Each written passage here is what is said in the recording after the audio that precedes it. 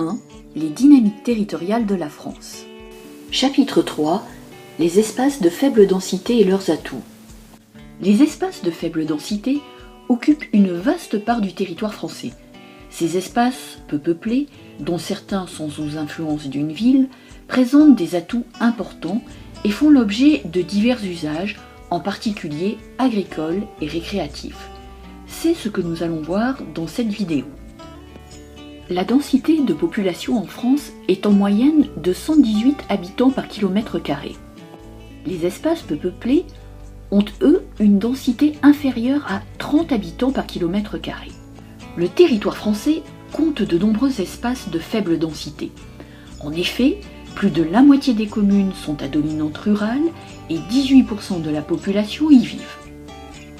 Les espaces les moins peuplés sont d'abord les massifs montagneux, les Alpes, les Pyrénées, le Massif central, les Vosges et le Jura. Les pentes de ces massifs, leur altitude, l'enneigement en hiver sont des obstacles au peuplement.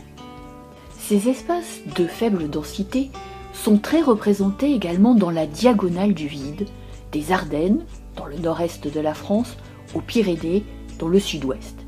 Ils se caractérisent par leur faible nombre d'habitants, mais aussi par des infrastructures et des services plus rares.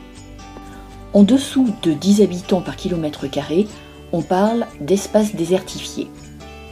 Après un exode rural massif, dès le XIXe siècle, la population des campagnes augmente de nouveau depuis la fin des années 1990. Les retraités s'installent dans les régions de l'Ouest et du Sud, et certains citadins préfèrent en effet vivre hors des villes. On les appelle les néo-ruraux. Cette diversité des habitants provoque parfois des conflits d'usage et fait du vivre ensemble un réel défi. Les territoires français de faible densité de population présentent cependant des atouts. Ces espaces peuvent parfois bénéficier d'une activité agricole très performante. C'est par exemple le cas de la céréaliculture dans le Grand Bassin parisien, des espaces viticoles du Bordelais, de la Bourgogne ou de la Champagne, et de l'élevage intensif en Bretagne.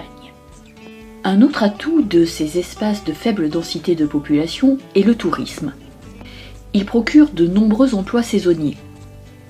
Pour les citadins, les régions peu denses, à proximité des villes, sont des espaces récréatifs. Un tourisme vert se développe en été dans les régions rurales. Il est centré sur la proximité avec la nature, la découverte des activités rurales et le respect de l'environnement. Les régions de montagne bénéficient aussi de l'attrait pour les sports d'hiver. Terminons par les parcs nationaux et les parcs naturels régionaux. Ils visent à protéger les milieux naturels tout en favorisant une activité touristique respectueuse de l'environnement.